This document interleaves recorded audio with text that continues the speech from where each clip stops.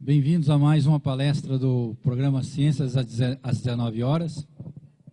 Como vocês sabem, nós realizamos as palestras de março a junho e de agosto a novembro e, às vezes, dezembro.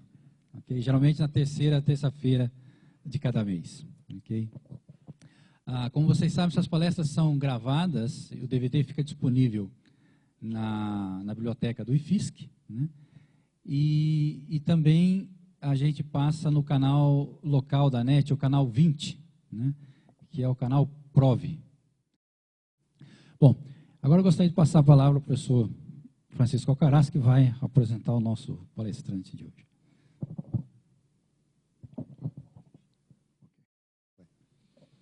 É um prazer a gente receber hoje o professor Silvio Salinas.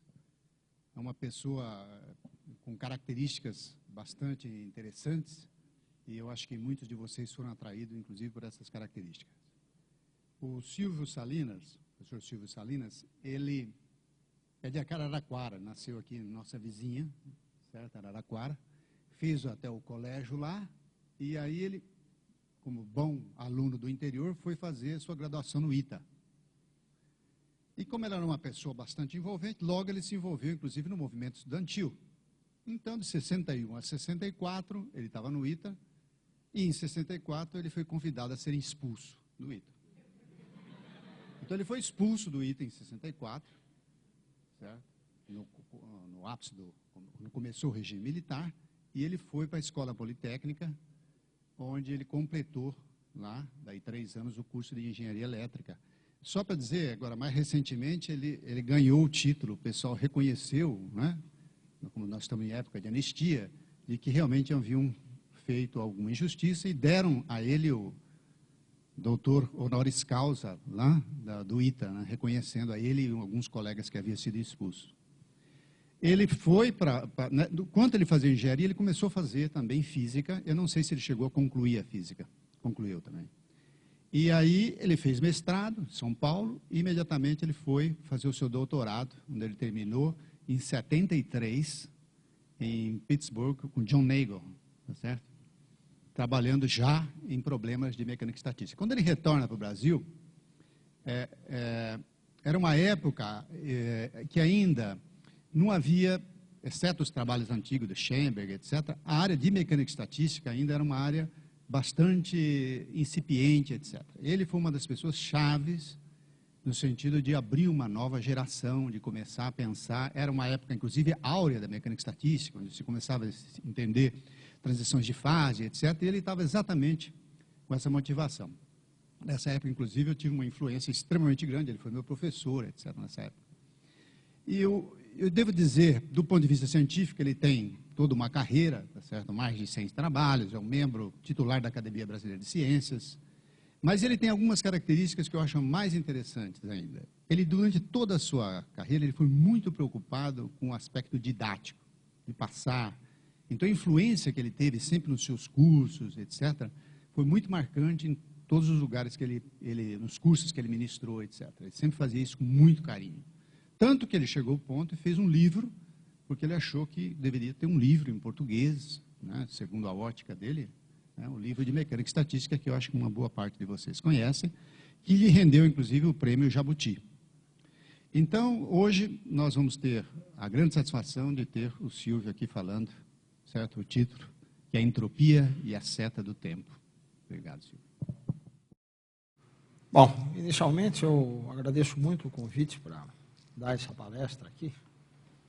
O trabalho do Agostinho, que me pegou para vir aqui, né, explicando para que público eu devia falar, etc. Não sei se eu vou fazer as coisas de forma adequada, com as instruções que ele me deu, vou fazer essa tentativa, né?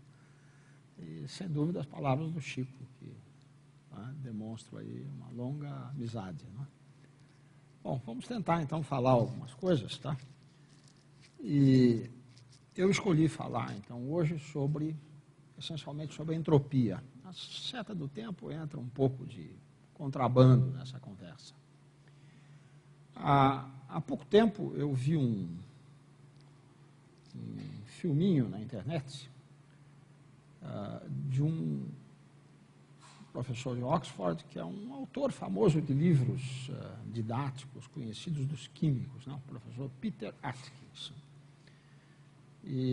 Então, ele diz o seguinte, ele diz que as leis da termodinâmica são as leis que comandam o mundo, que o mundo é dirigido pelas leis da termodinâmica, que as leis da termodinâmica deviam ser de conhecimento geral, porque, afinal de contas, elas se referem a conceitos que são conceitos muito conhecidos.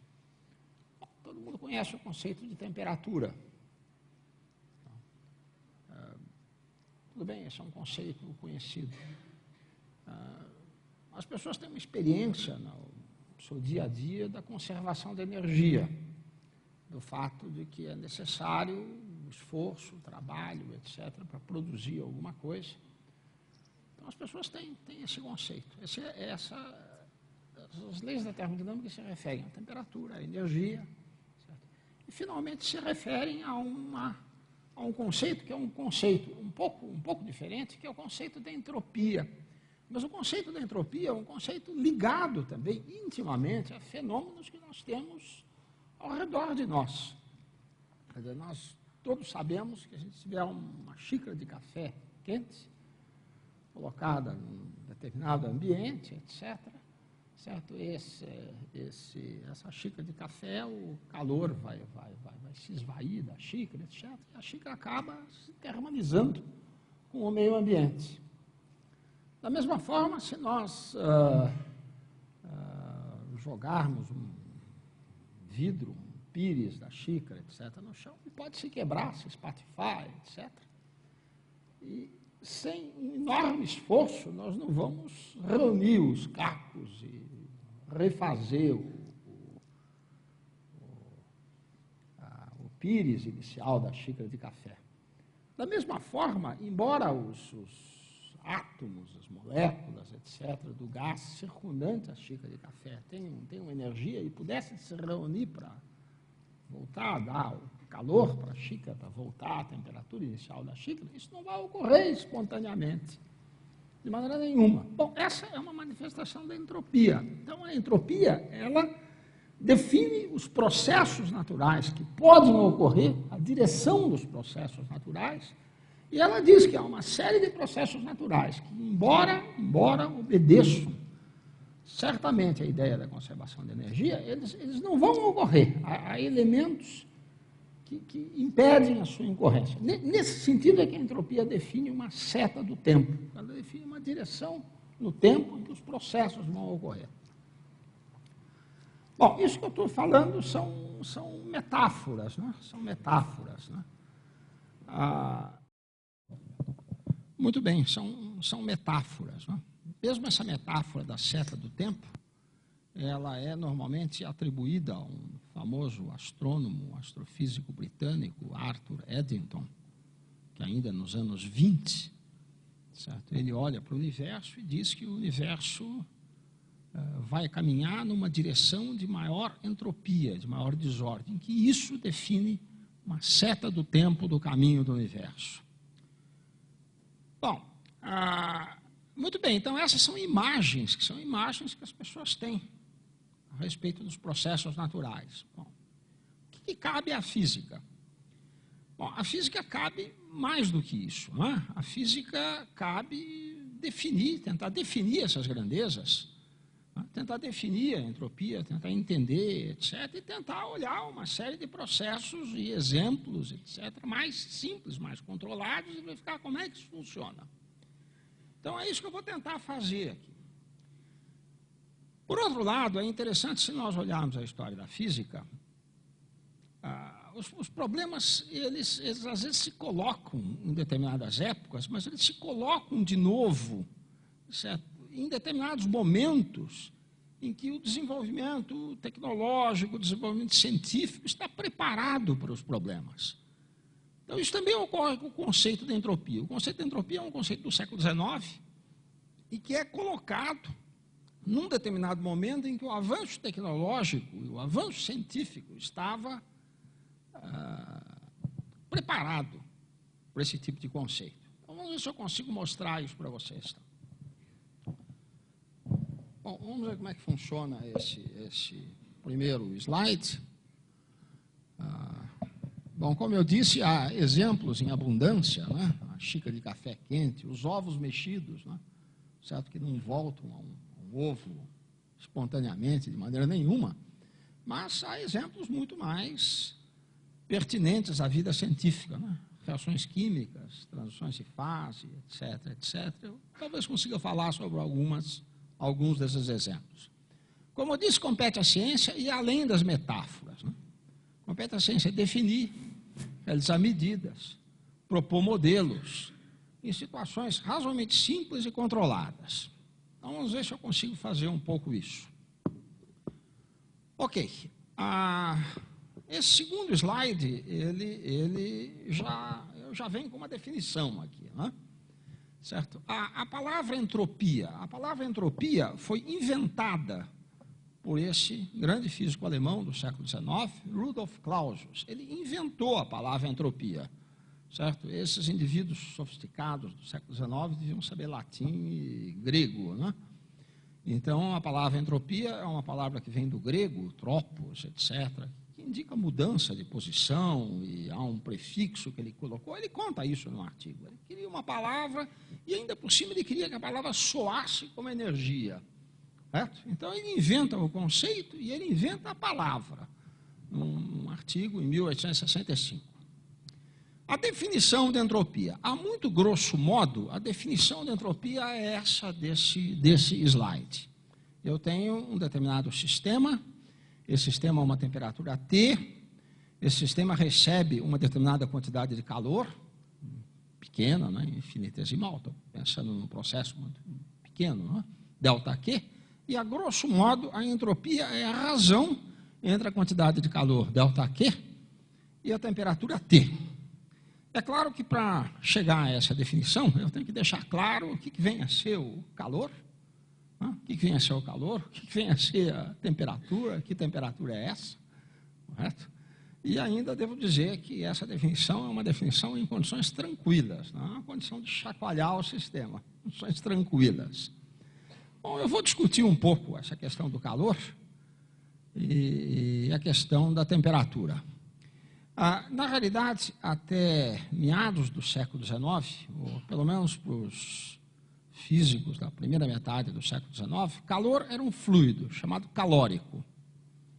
Esse fluido é um fluido que passava de um corpo a outro, certo? Em condições ideais ele se conservava, ele não se perdia, e com a teoria do calórico se explicavam muitas experiências. A noção, por exemplo, de calor específico, não? Que calor é massa vezes uma constante característica do material, vezes uma diferença de temperatura. Essa noção de calor específico é uma noção do século XVIII, certo? Que foi bolada, que foi introduzida dentro da concepção do calórico. Não só o calor específico, como também o calor latente. Se distinguia entre o calor sensível, né, necessário para aumentar a temperatura, e o calor latente para uma transformação de fase. São noções antigas do século XVIII, etc., conhecidas. A noção de temperatura, no início do século XIX, também já tinham surgido as escalas termométricas, e já se conseguia medir temperaturas, já se conseguiam termômetros, etc., e havia problemas sérios. Os termômetros normalmente dependem da substância termométrica, da dilatação da substância termométrica. E a dilatação dessa substância termométrica pode ter não linearidades, não ser uniforme, etc. Era um problema discutido, Bom, é claro que quando eu coloco essa temperatura, que eu chamo de T grande, eu estou me referindo à temperatura absoluta, e vocês vão ver que a temperatura absoluta surge num trabalho de Lord Kelvin, de 1848, e eu vou me referir a esse trabalho para esclarecer essa definição de entropia. O que eu pretendo fazer é mostrar a vocês como é que Clausius chega a essa definição de entropia. Bom, ok. Um exemplo interessante, que é um exemplo do curso secundário, do ensino médio, e que eu acho que todas as pessoas conhecem, é o famoso exemplo da calorimetria, certo? É um corpo quente, que é grande, em contato com um corpo frio, certo? E há um fluxo de calor do corpo quente para o corpo frio. Vamos supor um fluxo de calor muito pequenininho, etc., e daí para diante, certo? Então, se nós usarmos a definição de entropia de Clausius, há um balanço entrópico.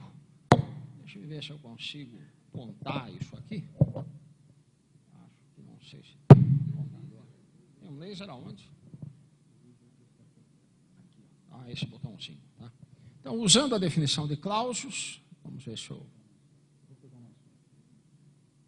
Olha aqui, a definição de Clausius, o corpo quente está perdendo entropia, Então, a variação de entropia do corpo quente é menos ΔQ sobre a temperatura do corpo quente, está perdendo entropia. O corpo frio está ganhando entropia, mais ΔQ sobre TF, certo? ΔQ sai do corpo quente, entra no corpo frio. A entropia total, é perfeitamente possível perceber que a entropia total é positiva.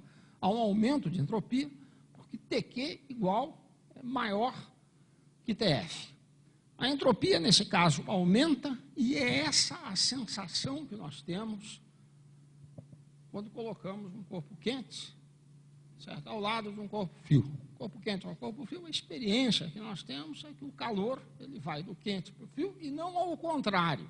É claro que ele pode ir ao contrário, mas ele não vai ao contrário espontaneamente. Para ele ir ao contrário, nós gastamos energia, temos que ter um aparelho de ar-condicionado para resfriar o ambiente, e daí para diante. Em condições sem gasto de energia, é exatamente isso que acontece. Há um aumento de entropia. Bom, é claro que esse é um caso, eu estou considerando que o calor se conserva, não se perde. Eu posso pensar perfeitamente em calórico que sai do corpo quente para o corpo frio. Então, um exemplo como esse é um exemplo bastante elementar, certo? E que provavelmente é conhecido das pessoas. Bom, vamos agora ver um pouco da história do conceito de entropia. E para voltar à história do conceito de entropia, nós temos que ir para a Inglaterra, na primeira metade do século XIX. Na Inglaterra, na primeira metade do século XIX, houve uma revolução industrial, chamada Primeira Revolução Industrial, que teve um impacto na vida das pessoas que talvez a gente não sinta isso hoje, mas comparável, sem dúvida, à revolução da informática que ocorre hoje. Tá? Certo? O motor da Revolução Industrial é a chamada máquina térmica. Certo? A máquina térmica é a máquina essencial da primeira Revolução Industrial. Há várias máquinas que são propostas, etc., há uma sucessão de empreendedores, etc., certo? Eu coloquei o nome aqui das principais máquinas. Esse fulano tem máquinas, constrói máquinas imensas, Newcomen, e finalmente aparece um fulano chamado James Watt, que aperfeiçoa as máquinas térmicas. Certo? E as máquinas térmicas com James Watt estão praticamente ao nível, certo, de máquinas térmicas bem mais recentes. Eu coloquei aqui uma citação em francês, que é só uma pequena brincadeira, mas tem um livrinho que foi publicado em 1824 por um indivíduo chamado Sadi Carnot. E nesse livrinho de 1824, o que Sadi Carnot pretende fazer é uma teoria de funcionamento das máquinas térmicas. E o livro dele é muito interessante, porque ele começa reconhecendo a enorme importância das máquinas térmicas. Ele diz, olha, as máquinas térmicas são responsáveis por todo o desenvolvimento industrial que nós tivemos na Inglaterra. Tirar as máquinas térmicas da Inglaterra seria pior do que tirar todos os seus navios, tirar toda a sua marinha, etc. Tal. Portanto, é importante entender como as máquinas térmicas funcionam, certo? Inclusive para tentar aperfeiçoá-las. Um livro muito claro sobre esse aspecto, destinado a engenheiros, etc., em que ele propõe uma teoria de funcionamento das máquinas térmicas. Eu vou tentar mostrar a vocês como é que é essa teoria, certo? Esse livro, na realidade, ele não teve muita influência quando foi publicado, mas depois ele foi redescoberto por Lord Kelvin, certo? E através de Lord Kelvin é que ele é, inclusive, explicado até hoje, etc., né? Lord Kelvin foi o grande popularizador das ideias de Carnot. Então, vamos ver como é que isso funciona.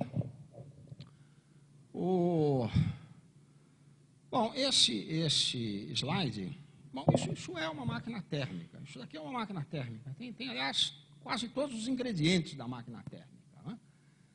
Eu acho que dá para perceber como é que isso funciona, mas esse é um desenho de um aparelho que aparentemente teria existido 130 anos antes de Cristo, por um indivíduo chamado Herão de Alexandria, certo? E ele construiu um aparelho em que ele tinha uma fornalha, um fogo, etc., certo? Tinha um recipiente que continha água, certo? Esse recipiente era aquecido, certo? Tinha a água, entrava por esses dois tubos, e tinha aqui uma esfera, certo? E o vapor da água aquecido saía por dois tubos colocados de forma alternada, etc., e movia essa esfera. Então, essa é uma pequena máquina térmica. Ela tem fogo, fonte quente, certo? Ela tem a atmosfera, que é fonte frio, o vapor sai para a atmosfera e realmente acaba se termalizando com a atmosfera, e tem um dispositivo mecânico, que é esta roda que gira. É claro que a importância industrial disso era nenhuma, certo? A importância industrial disso era exatamente nenhuma, era uma grande brincadeira, né? E os livros dizem que Herão de Alexandria, no máximo, ele conseguia usar um dispositivo desse tipo para abrir a porta dos templos, né? E, de certa forma, animar os crentes, etc., de alguma forma. Tá? Olha, tem aqui uma outra talvez, ilustração da máquina de Herão de Alexandria, em que fica clara a fonte quente, certo? O vapor que está saindo, etc., e o papel da água. Então, essas são duas máquinas, que são máquinas fora de época. Né? A grande época das máquinas térmicas, em que as máquinas térmicas começam a ter importância, é final do século XVIII, início do século XIX, na Inglaterra. E, inicialmente, elas servem apenas para succionar água. Na realidade, a primeira revolução industrial na Inglaterra foi movida na base da madeira, da lenha. Dizem que a Inglaterra, no final do século XVIII, foi completamente desmatada. Quer dizer, toda a lenha foi usada para produzir energia, certo? E logo se percebeu que, ao invés da lenha, seria possível usar carvão. Carvão na Inglaterra existe, inclusive, ou pelo menos existia praticamente a flor da pele, da terra. Aos poucos, o carvão que estava à flor da terra foi sendo exaurido também e as minas se tornaram cada vez mais profundas. Bom, o que acontecia com uma mina profunda? Uma mina profunda de carvão, ela atinge o lençol freático, entra água na mina. Então, a água tem que ser succionada. Então, o grande problema é succionar a água da mina. Certo? Inicialmente, a água era succionada com bombas mecânicas. Né? Se construíam bombas mecânicas capazes de produzir vácuo, succionar a água, isso era feito. Inicialmente, bombas mecânicas movidas a animais, etc. Logo depois se percebeu que era muito mais interessante usar máquinas térmicas para succionar a água. As máquinas térmicas serviam para acionar um dispositivo mecânico capaz de produzir vácuo, succionar a água das minas. Essas máquinas eram ótimas, porque podiam, inclusive, ser colocadas no fundo das minas, funcionar muito bem. E, normalmente, elas eram máquinas enormes, muito grandes. Eu vou mostrar algumas ilustrações aqui. Tá? Olha, aqui dá a ideia, acho que essa figura talvez esteja opa, certo? Dá a ideia do tamanho dessas máquinas térmicas. Existe um homem aqui, não sei se dá para ver, etc. Essas máquinas eram máquinas imensas. Olha, aqui tem uma outra, certo, máquina da época.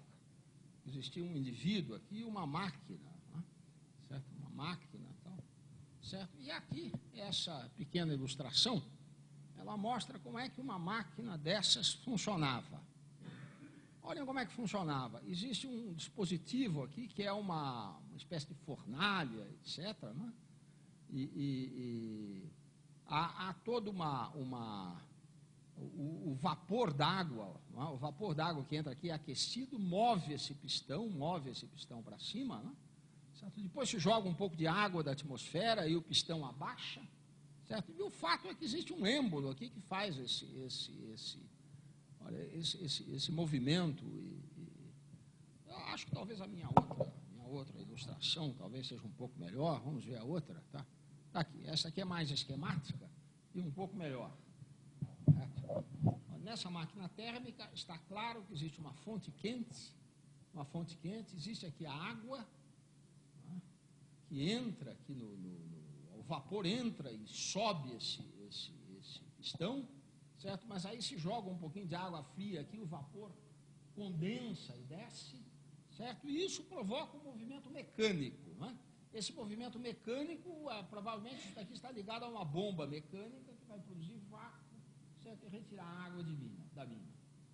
Enfim, os elementos essenciais de uma máquina térmica. Os elementos essenciais da máquina térmica são uma fonte quente, o fogo.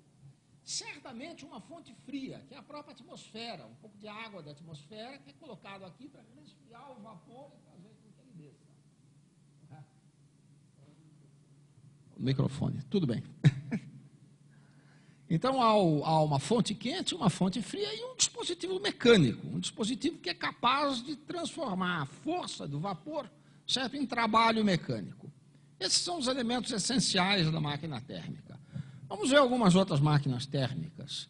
Bom, essa máquina térmica é conhecida, não é? Quer dizer, isso é uma locomotiva que existia aqui perto, pelo menos em Araraquara existia, né? Estrada de ferro, quando tinha isso aqui, etc. Talvez não exista mais. Isso daqui é um navio movido a vapor que se chamava, etc. Né? Atualmente é movido a diesel, né? Combustível diesel ou coisa desse tipo, certo? Mas essas máquinas desempenharam um papel formidável a partir da primeira Revolução Industrial. Bom, aqui está novamente o livro de Carnot, né? O título do livro do Carnot é interessante, Reflexões sobre a potência motora do fogo e sobre as máquinas apropriadas a desenvolver essa potência. Né? O livro é escrito por Sadi Carnot, cujo único título é antigo aluno da École Polytechnique. Vocês veem, a École Polytechnique foi fundada pouco antes por Napoleão, né, para produzir quadros, etc., e gente que tivesse nível capaz de fazer uma obra desse tipo. Bom, esse é o grande título dele. Bom, eu agora vou falar sobre os trabalhos de William Thomson. Por favor, não precisam ler esse slide, tem várias informações aqui sobre as quais eu não vou falar, mas o William Thomson, que depois se transformou em Lord Kelvin, é uma figura interessantíssima. É uma figura interessantíssima. É um indivíduo que, com 15 anos de idade, o pai era matemático, né? Com 15 anos de idade, ele tinha lido o famoso livro de Fourier, Tratado Analítico do Calor, etc., né? Que é o curso de Física Matemática 1, que deve ser dado ainda nos cursos de Física, mais ou menos isso, né? Tá? Certo? Ele conhecia isso tudo, etc., e foi para Cambridge, né? Fez os seus primeiros trabalhos muito cedo, e ele foi um dos primeiros britânicos a sair das Ilhas Britânicas, no início do século XIX, e ir para a França. Ele foi para a França, e ele foi para a França trabalhar no laboratório de um determinado fulano, Regnault, que estava exatamente preocupado em medir as propriedades do vapor, temperatura, força, etc., do vapor. Trabalhando no laboratório de Regnault, ele entrou em contato, ele soube da existência do livro de Carnot. Aliás, ele soube da existência do livro de Carnot através de um dos associados de Regnault, chamado Clapeyron, que escreveu um artigo, certo, utilizando as ideias de Carnot. Então, foi com esse contato com a física francesa que ele volta para a Grã-Bretanha, que ele volta para a Inglaterra. Ele tem toda uma carreira importante, etc., não só como físico, mas depois como um dos primeiros engenheiros elétricos, etc., uma carreira muito interessante, mas ele volta para a Inglaterra, e o que ele faz na Inglaterra é publicar, logo que volta, 2 artigos, que são esses 2 artigos aos quais eu me refiro aqui, certo? E esses artigos foram amplamente lidos, inclusive lidos por Clausius, que, de certa forma, resolveu o problema da máquina térmica. É lastimável que o próprio Lord Kelvin não tenha resolvido. Ele chegou muito próximo. Certo? E eu vou tentar explicar esses artigos. Tá? Bom, é interessante que esses artigos foram traduzidos para o português, publicados na Revista Brasileira de Ensino de Física. Então, eles estão devidamente publicados, etc. É possível ler, inclusive, em português. Tá? Eu usei aqui uma tradução minha. Bom, aqui estão alguns trechos que agora eu gostaria que as pessoas lessem, porque esse primeiro artigo de William Thomson, futuro Lord Kelvin, é realmente um artigo magnífico, em que ele começa dizendo: no estado atual da ciência não se conhece nenhuma operação em que o calor pode ser absorvido sem elevar a temperatura da matéria ou sem se tornar latente. Isso é verdade, não é? Quer dizer, não há nenhuma possibilidade em que o calor seja absorvido sem elevar a temperatura, porque senão nós teríamos um calor específico negativo, né? Isso só no domínio dos black holes, né? Com algumas ressalvas. Tá? Bom, e a conversão de calor ou calórico em efeito mecânico é provavelmente impossível, ou seja, ele fez o seu primeiro trabalho acreditando na teoria do calórico, achando que não havia possibilidade de transformar calor em trabalho mecânico, embora ele conhecesse os trabalhos de Mr. Joule of Manchester, né? Que é um indivíduo que estava já fazendo as suas famosas experiências de conversão de calor em trabalho. Certo? Joule fez experiências durante 30 anos, era um fulano muito conhecido de Lord Kelvin, mas a influência da teoria de Carnot era tão grande que ele tinha grandes dúvidas sobre as experiências de Joule, que estava concomitantemente demonstrando que, afinal de contas, calor é uma forma de energia, e se possível transformar calor em trabalho. Mas, enfim, a ideia inicial era essa, não era possível. Bom, aí ele diz o seguinte: em máquinas reais, para obter efeito mecânico, devemos procurar a fonte de potência em uma transmissão de calor. Carnot demonstra que é pela descida do calor de um corpo quente para um corpo frio, através de uma máquina, que o efeito mecânico pode ser obtido. Reciprocamente, ele prova que a mesma quantidade de calor pode, pelo consumo de uma quantidade igual de força de trabalho, ser elevada do corpo frio para o corpo quente, com a máquina, nesse caso, trabalhando ao contrário. Da mesma maneira como um efeito mecânico pode ser obtido, etc. A ideia é o seguinte: a ideia é que os elementos essenciais de uma máquina térmica são uma fonte quente que é a fornalha, uma fonte fria, que é a própria atmosfera, e que o trabalho mecânico se realiza porque existe uma passagem de calórico do quente para o frio. Essa passagem do calórico. Né? E é muito interessante, porque Carnot ainda diz que o trabalho realizado é proporcional à diferença de temperatura entre a fonte quente e a fonte fria. Pode-se praticamente escrever uma equação dizendo que o trabalho realizado é o calórico que passou vezes a diferença de temperatura. Essa equação é inspirada por uma queda d'água, porque na queda d'água acontece exatamente isso. A energia potencial é dada pela massa, vezes a aceleração da gravidade, a massa de água que caiu, a aceleração da gravidade, vezes a diferença de altura. Certo? Então, Carnot fala exatamente o que acontece numa roda d'água. Então, acontece exatamente isso. E ele diz mais, ele diz que se não houver perdas, você pode funcionar a máquina ao contrário, e funcionando a máquina ao contrário, você pega aquele trabalho, certo? Faz ele subir na forma de calor e você volta às condições iniciais. E ele diz, olha, essa máquina em que não há perdas é a melhor máquina possível, porque nós não podemos admitir o moto perpétuo. Imagine se com aquela quantidade de trabalho a gente consegue voltar a uma quantidade maior de calor. Isso é impossível. Não há moto perpétuo. Então, não havendo moto perpétuo, essa deve ser a melhor máquina possível. Então, realmente é uma teoria muito forte, não é? A quantidade de efeito mecânico obtida pela transmissão de uma determinada quantidade de calor, através de qualquer tipo de máquina, com uma economia perfeita, não depende da natureza específica da substância empregada, mas apenas do intervalo entre as temperaturas dos dois corpos, entre os quais o calor é transferido. É claro que quando Lord Kelvin, futuro Lord Kelvin, percebeu que a teoria era essa, ele percebeu imediatamente que essa teoria levava à construção de uma escala de temperatura. Se é possível medir a quantidade de calor e medir o trabalho, etc., você tem uma medida de diferenças de temperatura. E ainda por cima, essa seria uma escala absoluta de temperaturas. Porque isso não depende da substância, se é água, se é um líquido qualquer, como é que o trabalho é feito, etc. absolutamente geral, absolutamente geral. Então, logo depois, ele escreve um outro trabalho sobre a possibilidade de uma escala absoluta de temperatura. Esse trabalho foi percebido por várias pessoas, mas ficou durante algum tempo como praticamente uma curiosidade, até que no século XX se percebeu que era muito mais séria essa questão da escala absoluta de temperaturas.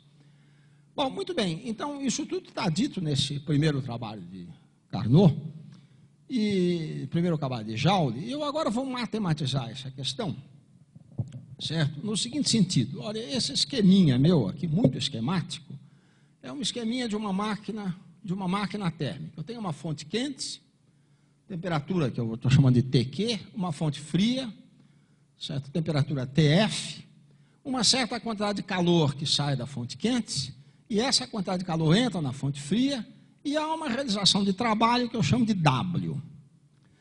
Carnot, inclusive, ele bolou um sistema que era capaz de realizar trabalho, e ele dizia que esse sistema era qualquer sistema, porque o sistema realizaria um ciclo, começaria numa situação, voltaria para a mesma situação, portanto, o sistema, seja lá qual for, não absorve nem calor, nem trabalho, ele é simplesmente um mecanismo que ajuda a construção da máquina. Então, sob o ponto de vista de Carnot e também de Kelvin, o que acontece é o seguinte, a melhor máquina possível é quando Q índice Q for igual a QF. Ou seja, existe uma conservação de calórico, o calórico não se perde. E o trabalho realizado deve ser o calórico, Q índice Q igual a QF, que multiplica a diferença, TQ menos TF. Então, essa era a teoria, certo, de como deviam funcionar as máquinas térmicas. E diga-se de passagem, com as medidas de potência das máquinas térmicas existentes na época, o que se sabia era exatamente isso, que a potência da máquina dependia da diferença de temperatura entre a fornalha quente e a atmosfera fria. Então, essa é a proposta de Carnot-Kelvin. Bom, qual é o problema dessa proposta? O problema dessa proposta é a ideia de calor como energia. A ideia de calor como energia também é uma ideia que acaba se fixando no século XIX. Ela também é um produto praticamente da Revolução Industrial, de se pensar que calor, no fundo, é uma forma de energia, não é um fluido que é perfeitamente possível transformar calor em trabalho.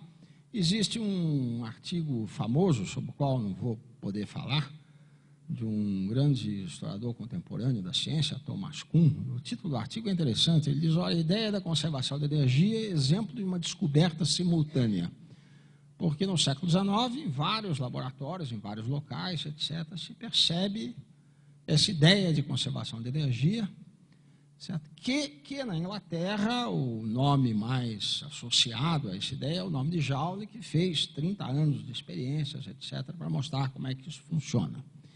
Então, se eu sou um indivíduo que acredito que calor não é um fluido que se conserva, mas é uma forma de energia, eu vou olhar essa máquina térmica de um ponto de vista ligeiramente diferente. Aqui o ponto de vista ligeiramente diferente. É a mesma máquina, certo? E eu estou chamando essa de proposta de Joule-Mayer. Mayer é um fisiologista alemão que também chegou às mesmas conclusões de a identificação entre calor e energia. E a proposta de Joule-Mayer é o seguinte, olha, tem uma fonte quente, tem uma fonte fria, tem uma certa realização de trabalho, e a proposta é clara. A proposta diz que o trabalho realizado tem que ser uma certa constante. No resto desse seminário eu vou dizer que essa constante é 1, eu não vou me preocupar com essa. É uma constante de dimensionalidade, etc., que hoje em dia a gente mede trabalho e calor em mesmas unidades, que são o Joule, né, unidade de energia. Mas, enfim, eu faço um balanço energético. O trabalho produzido tem que ser Q índice Q menos Q índice F. Q índice Q menos Q índice F. Então, é isso que se pode dizer.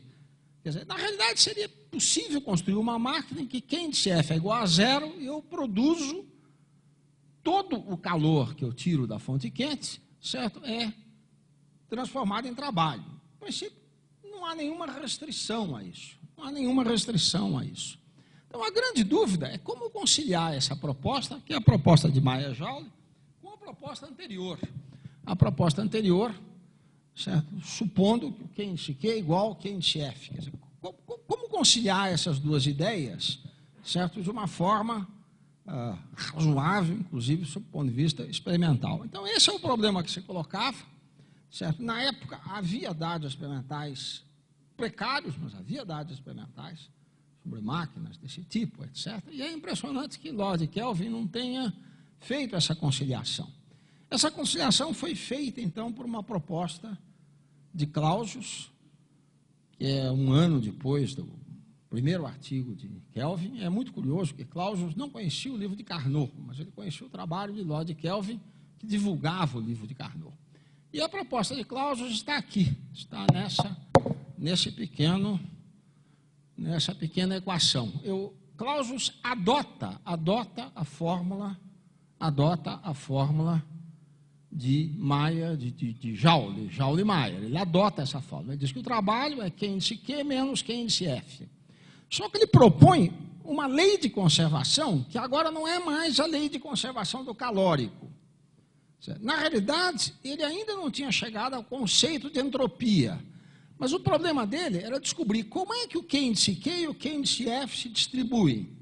Então, ele simplesmente propõe que Q índice Q sobre TQ tem que ser igual a Q índice F sobre TF. Com aquela definição de entropia que eu já coloquei desde o começo, simplesmente é uma conservação de entropia que existe aqui dentro. Não há conservação de calórico, mas não há conservação de entropia. Então, quais são QQ e QE? QQ sobre TQ e QF sobre TF. Aí eu posso calcular o rendimento da máquina. O rendimento da máquina é o trabalho realizado dividido por Q índice Q. Certo? Bom, se eu uso essas duas equações, eu percebo que isso daqui é TQ menos TF sobre TQ, 1 menos TF sobre TQ. Ou seja, esse rendimento é um rendimento sempre menor do que 1, a não ser que a temperatura TF seja o zero absoluto. Certo? Havendo uma temperatura TF que não seja estritamente nula, certo? É impossível ter rendimento igual a 1. Ou seja, é impossível fazer QF igual a zero. É impossível, porque o QF sobre TF tem que ser igual à razão QQ sobre TQ. É essa a proposta de Clausius. Ele simplesmente fez essa proposta de redistribuição dos calores QQ e QF, tentando, de certa forma, recuperar a ideia original de Carnot e, ao mesmo tempo, conciliar a ideia de Carnot com Joule. Então, a proposta, a invenção do conceito de entropia, a proposta de Clausius, é uma grande conciliação entre ideias de conservação de energia, certo? E essa ideia muito, muito rudimentar do funcionamento de uma máquina térmica. Na verdade, eu poderia escrever isso de uma forma até um pouco mais razoável, dizendo o seguinte, que se eu for analisar uma máquina como essa, certo, eu devo levar em conta que a energia se conserva, ou seja, o trabalho produzido é QQ menos QF, certo? Eu devo levar em conta que esse indivíduo que está aqui, esse dispositivo, é um dispositivo que realiza um ciclo, portanto, ele não engole entropia, nem calor, nem absolutamente nada. Então, a fonte quente está perdendo entropia, ela perde entropia menos QQ sobre TQ, a fonte fria ganha entropia mais QF sobre TF, e agora, ao invés de supor que a entropia se conserva, que isso é zero, eu vou supor que isso é sempre maior ou igual a zero. Vou supor que seja maior ou igual a zero. Então, vou supor que a entropia total do universo aumente.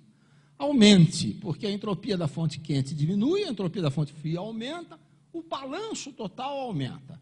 Bom, se eu supuser que o balanço total aumenta, é fácil jogar na fórmula anterior o rendimento, etc., e perceber que o rendimento de uma máquina desse tipo é sempre menor do que o rendimento da máquina ideal.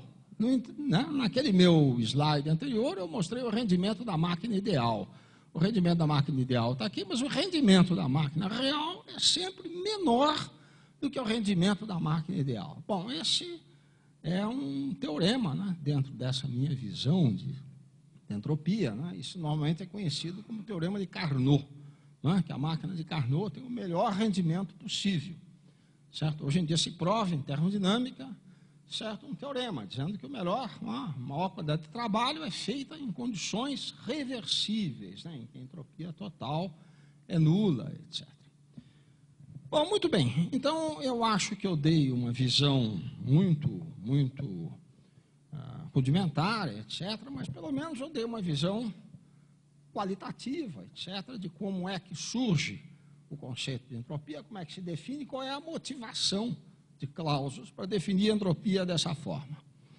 Bom, eu tenho aqui alguns outros slides, alguns deles são mais técnicos, eu deixaria para uma próxima vez, mas um ou outro eu ainda quero mostrar. Bom, esse daqui é uma citação poética, né, feita por Clausius, né, que, para quem sabe alemão, dito em alemão, deve ser ótimo, né, mas ele resume a entropia, certo, em duas leis. Né, certo? Então, aqui as duas leis, certo? Isso é muito citado. Tá? A primeira lei diz que a energia do mundo é constante. O mundo é um sistema fechado para ele, né? Uma paródia. Tá? E a segunda lei, a entropia do mundo tende a um valor máximo.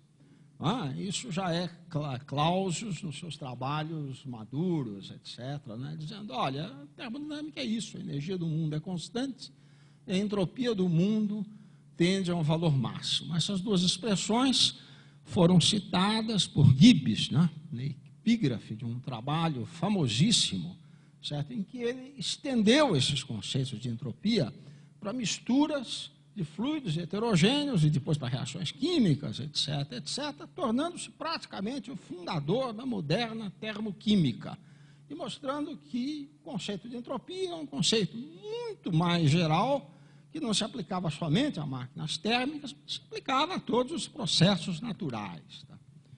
Bom, muito bem, eu vou... Aqui está um resumozinho, né,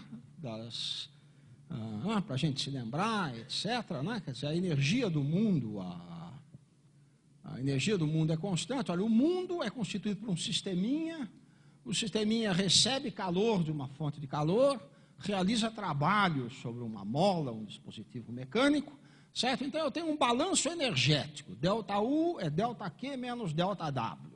Você tem um balanço energético, a energia ela não some nem aparece, etc., tá? Um balanço energético. E aqui eu tenho um balanço entrópico, a variação total de entropia qual é? Bom, a fonte quente perde entropia, menos ΔQ sobre ΔT, o sisteminha ganha entropia ΔS, e a fonte de trabalho é uma mola, um dispositivo mecânico, etc. Esse não tem entropia. Tá?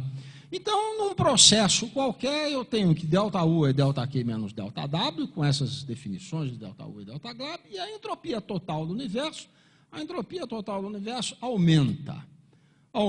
É claro que se eu tiver um processo reversível, em que a entropia total do universo permanece constante, é igual a zero, nós podemos dizer que a entropia do sistema ΔS é igual a ΔQ sobre ΔT sobre T, nessas condições. Eu estou pensando num processo infinitesimal. Então, as leis da termodinâmica, no fundo, estão resumidas aqui, pictoricamente, nesse slide.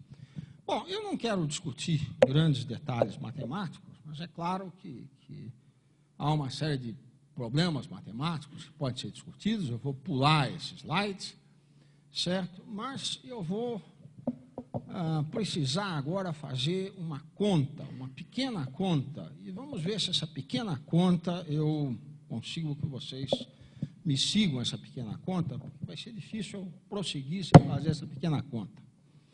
Olha, a conta é o seguinte, vamos calcular alguma coisa sobre a entropia de um gás ideal, né?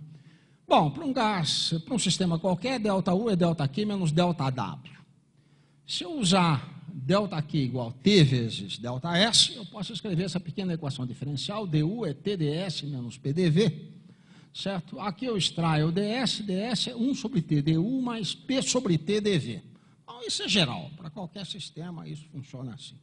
Um sistema em que o número de partículas é constante, eu tenho que o diferencial ds é 1 sobre T dU mais P sobre T dV. Então, o que é 1 sobre T? O que é P sobre T? P sobre T, por exemplo, é a derivada parcial de S em relação a V para U e N fixos. Certo? Isso aqui significa que S é uma função de U e de V. Certo? 1 sobre T e P sobre T são as derivadas parciais em relação a U e a V. Então, em particular, P sobre T é ds dV para U e N fixos. Então, agora vocês vão acreditar em mim e ver como é que isso funciona. Se a entropia for uma constante que eu chamo de K, vocês vão ver que é a constante de Boltzmann, vezes o número n, vezes o logaritmo neperiano do volume, mais uma série de termos que não dependem do volume. Então, a derivada parcial ds dv é kn sobre v. Kn sobre v é p sobre t. PV igual a nkt é a famosíssima equação dos gases ideais. Então, se eu tiver um gás ideal, certo? A entropia tem essa forma, Kn log de V, mais algumas outras coisas que não dependem de V. Tudo bem, pessoal? Então, essa conta, acho que é uma conta simples de seguir, etc. Bom, fazendo essa conta, eu posso fazer uma outra conta que é curiosa. O que acontece numa experiência de difusão? Uma experiência de difusão é o seguinte, vamos supor que tem um gás, certo?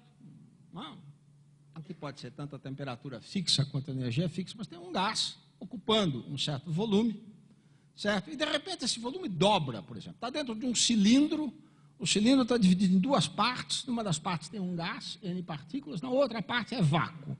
De repente, você faz um buraquinho e deixa o cilindro ocupar tudo. Qual é a variação de entropia? Bom, é fácil calcular a variação de entropia. É Kn logaritmo neperiano de 2V, o volume dobrou com o mesmo número de partículas, menos Kn logaritmo neperiano de V, que era a entropia inicial, o resto não interessa, porque é só a diferença entre esses dois termos. Então, a variação de entropia é K, que é essa constante, vezes N, vezes o logaritmo neperiano de 2. Ou seja, a variação da entropia dividida por N é K vezes logaritmo neperiano de 2. A entropia aumenta. A entropia aumenta.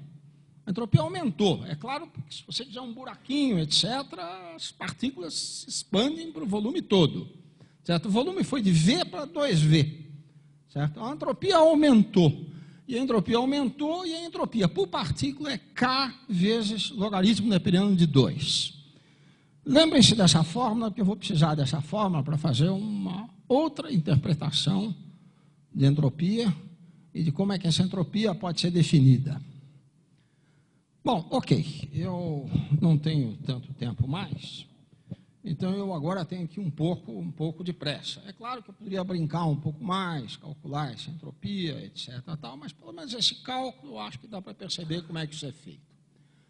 Ok. Então, está aqui a minha brincadeira. Minha brincadeira é exatamente essa. Eu tenho, inicialmente, partículas ocupando, certo, uma parte do volume, depois eu tenho partículas ocupando o volume todo, correto? E a variação de entropia é K, eu escrevi K índice B em homenagem a Boltzmann, né? Constante K de Boltzmann, certo? Vezes N vezes logaritmo neperiano de 2. Eu acho que todos vocês concordam comigo que se eu tiver uma situação inicial desse tipo e fizer um buraquinho aqui, eu vou acabar tendo uma situação final de equilíbrio, certo? Em que o gás se expande para o volume todo. Não é? Eu acho que todos vocês concordam, etc. Eu vou mostrar a vocês um livro de Maxwell, certo? Em que ele diz que isso é voz corrente, né? Certo? Embora Maxwell tenha inventado uma maneira de fazer com que todas as partículas dessa metade voltassem para outra, etc. Tal. Tem uma maneira engenhosa que ele propôs, né? Certo? Para elucidar um pouco essas questões, mas isso é uma outra questão. Bom, muito bem. Olha, eu estou citando esse livro de Maxwell por várias razões, tá? Certo? Esse é um livro de 1871. Maxwell viveu pouco, ele viveu de 1831 a 1879, correto? E o livro dele mais conhecido, etc., é o Tratado de Eletricidade, Magnetismo, etc., tal, que é muito difícil de ler, não é? Se as pessoas forem olhar, etc., vão perceber que é um livro complicado, porque a notação matemática é complicada, etc., etc. Mas ele escreveu outros livros, em particular, ele é o primeiro autor de um livro didático de termodinâmica. Acho que esse é o livro número 1 de termodinâmica, correto? Esse livro foi publicado em 1871, se chama Theory of Heat, e esse livro é facílimo de ler. Eu sugiro que as pessoas comprem na Amazon Book e leiam, né? Porque ele é ótimo, tá? Correto? E ele é um livro escrito em que ele pretendeu escrever para que fosse compreendido, né, pelos trabalhadores. Ele tinha essa preocupação, Maxwell. Maxwell dava aulas à noite, etc., para trabalhadores, e daí para diante, né? Certo? Tem um outro livro até dele, que é pouco conhecido, que também dá para comprar na Amazon Books, esse é sobre a eletricidade e magnetismo, tá? Em que ele tenta escrever um livro de eletricidade sem fórmulas matemáticas, certo? E ele disse que ele gostaria que o livro fosse lido por alguém como Faraday, né? E ele faz isso, é um livro difícil, não é fácil. Esse é quase assim, é um livro muito interessante, tá? Esse livro tem uma história divertidíssima. Esse livro foi publicado em 1871, certo? E ele deve ter sido lido por Gibbs, certo? Que é um indivíduo que passou a vida toda em Yale, né? Estado de Connecticut, saiu uma vez para passar pela Europa e voltou, etc. E Gibbs leu esse livro e Gibbs percebeu que Maxwell tinha cometido vários erros nesse livro, vários errinhos nesse livro. Em 1871, nesse livro, Maxwell não tinha entendido a definição de entropia de Clausius. Então, senhores, também isso tudo não é tão simples, né? Ele não tinha entendido, correto? E ele dizia, ele citava Clausius, ele falava sobre a definição de entropia, e ele dizia que a entropia do universo vai a zero, não aumenta. Ele fez uma grande confusão entre entropia e energia livre. Na realidade, sob o ponto de vista de quem constrói máquinas, etc., e quer trabalho, a energia livre é um conceito um pouco mais importante, porque energia livre é a parte da energia que pode ser transformada em trabalho, certo? Então, talvez seja até um conceito mais importante. Bom, o fato é que realmente Gibbs percebeu isso. Gibbs escreve uma longa carta a Maxwell, certo? Maxwell deve ter ficado muito surpreso com a carta, mas tratou de modificar o seu livro.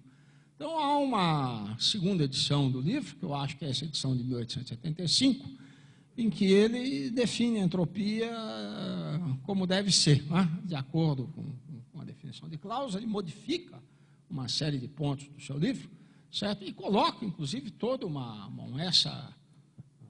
livro em 1875, ele coloca todo um capítulo adicional sobre a representação geométrica da entropia introduzida pelo professor Gibbs de Yale, que é a forma, a meu ver, moderna, interessante em todas as áreas da ciência, etc., de se ensinar termodinâmica, né? O grande pioneiro é o didático, é o livro do Herbert Kallen, etc., tal, mas isso, infelizmente, Maxwell morreu logo, mas ele reconhece isso perfeitamente. Bom, o livro que eu tenho aqui, que no próximo slide, é um livro da Dover, da edição de 1902. Maxwell já tinha morrido, mas essencialmente é a última edição de Maxwell, com correções de Lord Rayleigh, etc. E isso pode ser comprado na Amazon Books, tá? É interessante aquela nota ali, dizendo que o livro realmente é para um público um pouco mais geral, etc. Bom, eu coloquei esse livro, Theory of Heat, porque nesse livro, Theory of Heat, é que se dá uma grande virada, certo? Maxwell percebe claramente que bom, a questão da energia livre eu não terei tempo de discutir, é uma questão importante, etc. Certo? É bom as pessoas lembrarem, certo, que a entropia aumenta para um sistema fechado. No entanto, se eu estiver olhando para um sistema em contato com o reservatório térmico, uma temperatura bem definida, de fato, certo, a grandeza que vai variar é a chamada energia livre de Helmholtz. E a energia livre de Helmholtz vai para um mínimo. Se eu estiver olhando para um sistema, certo, com uma temperatura e uma pressão bem definidas, quem vai variar e vai para o mínimo é a energia livre de Gibbs. Isso tudo é perfeitamente possível mostrar, etc.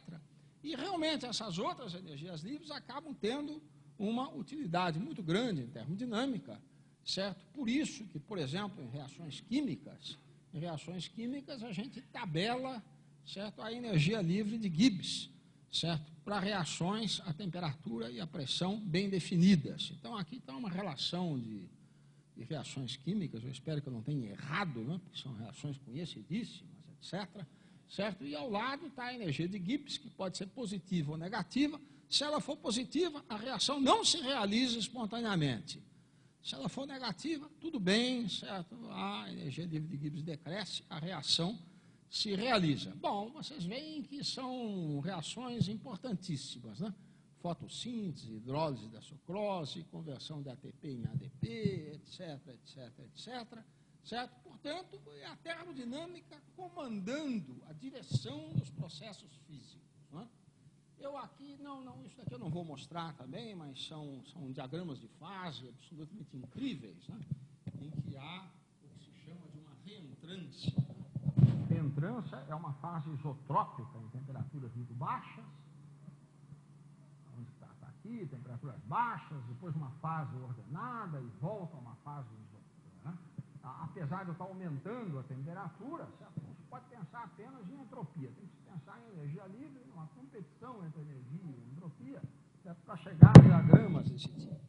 Bom, esse é um diagrama experimental que eu coloquei aqui, só que esse diagrama está me perturbando muito nos últimos meses, tá? Por várias razões. Né? Isso é uma questão de experts, né? Um diagrama que, além de ele me perturbar muito nos últimos meses, tem umas pessoas em São Paulo que dizem que mede isso daí, e ficam brigando por causa disso, né? Aí tudo bem, tá? Bom, o outro é um trabalhinho em magnetismo. O magnetismo existem reentrâncias incríveis, né? Isso é um trabalho antigo meu, tá? Mas tudo bem, isso é uma curiosidade apenas. Mas, enfim, eu quis trazer à baila o livro de Maxwell. O livro de Maxwell é notável, porque Maxwell deve ter sido o primeiro autor a ter uma visão estatística clara do que estava ocorrendo.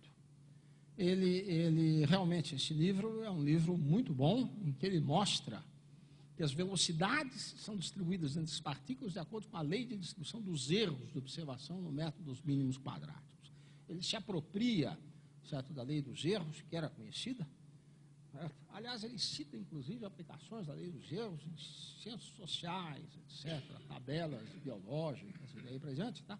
Se apropria disso e ele tem uma visão clara, uma visão estatística clara, certo? Eu não vou ter tempo de comentar essas questões, certo? Esse é um livro em que a visão estatística está clara, certo? E ele inventa, inclusive, isso é um problema que eu vou deixar para vocês. Ele diz o seguinte, olha, todo mundo sabe, certo, que se eu tiver, certo, uma distribuição de moléculas, certo, num determinado volume, certo, as moléculas se distribuem ao acaso desse volume, certo? E é impossível fazer com que um lado do volume fique mais quente e o outro mais frio espontaneamente. Mas talvez a gente pudesse bolar um ser, esse ser que eu desenhei aqui, certo? Um ser miraculoso, certo? Depois foi chamado de diabo de Maxwell, por Lord Rayleigh, e esse ser é um ser que iria abrir uma portinhola, e ele seria um ser muito capaz, muito ativado, etc., que veria, né? Ele seria capaz de verificar as moléculas. As moléculas vermelhas são moléculas que têm maior velocidade. As moléculas azuis são moléculas com menor velocidade. E toda vez que aparecesse aqui uma molécula vermelha querendo passar, ele abria a portinhola. Quando uma molécula azul, ele fechava a portinhola, acabava uma situação em que o lado tinha moléculas, mais moléculas vermelhas e o outro mais moléculas azuis. Ou seja, um lado ia ter temperatura muito maior do que o outro. Certo? Esse ser imaginário e essa possibilidade de experiência de pensamento, etc., está na última página do livro de Maxwell, certo? E é uma proposta interessantíssima, né? Eu vou dizer para vocês que essa proposta, várias pessoas, no decorrer do século XX, tentaram realizar o demônio de Maxwell. Eu também não vou ter tempo de falar sobre isso, mas, invariavelmente, o demônio tem sido exorcizado. Né? Quer dizer, não se consegue realizar o demônio de Maxwell, embora certa existência do demônio de Maxwell tenha levado a uma percepção muito clara do papel da estatística, de como é que isso tudo funciona. Né? Bom, eu não vou ter tempo de falar sobre o demônio de Maxwell, seus vários exorcismos, né?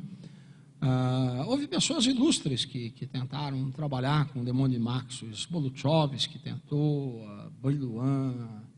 Mais recentemente, houve o demônio de Maxwell em motores biológicos, né? Feynman, no livro dele, tem um ótimo demônio de Maxwell, tá? Correto? O pessoal de computação, né? Quer dizer, o pessoal de computação foi séria a discussão, continua sendo séria a discussão sobre o demônio de Maxwell, tá?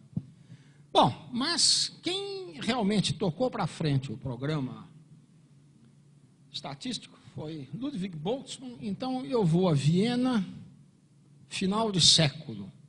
Em Viena, que devia ser um local absolutamente aprazível, né? Qual era o programa de Boltzmann em Viena? O programa de Boltzmann em Viena era construir uma interpretação para a função entropia de Clausius. Inicialmente, ele pensava em fazer uma interpretação puramente mecânica. Ele fez várias tentativas puramente mecânicas.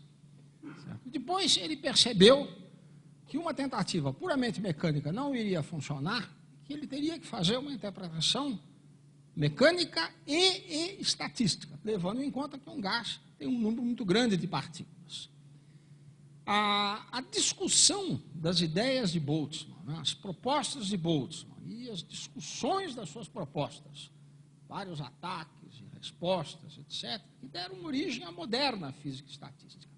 Um dos ataques mais sérios das ideias de Boltzmann é que se você tem um gás de partículas, essas partículas são regidas pelas leis da mecânica, que na época era uma mecânica clássica, futuramente a mecânica quântica, e tanto a mecânica clássica como a mecânica quântica são profundamente reversíveis, elas não têm uma direção privilegiada no tempo.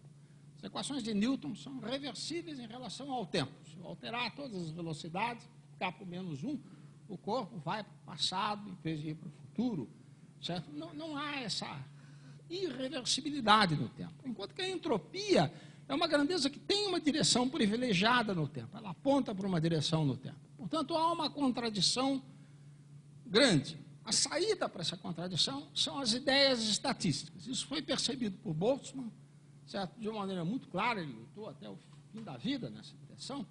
E eu vou terminar esse meu colóquio dando algumas ideias, alguns elementos, certo, da teoria boltzmanniana. Bom, em primeiro lugar, há uma definição estatística de entropia. Essa definição estatística da entropia, a entropia é definida como uma constante, que hoje em dia a gente escreve K índice D, né, constante de Boltzmann, certo, vezes o logaritmo de um número, W. Certo? Esse número W é um número de estados microscópicos em que o sistema pode ser encontrado.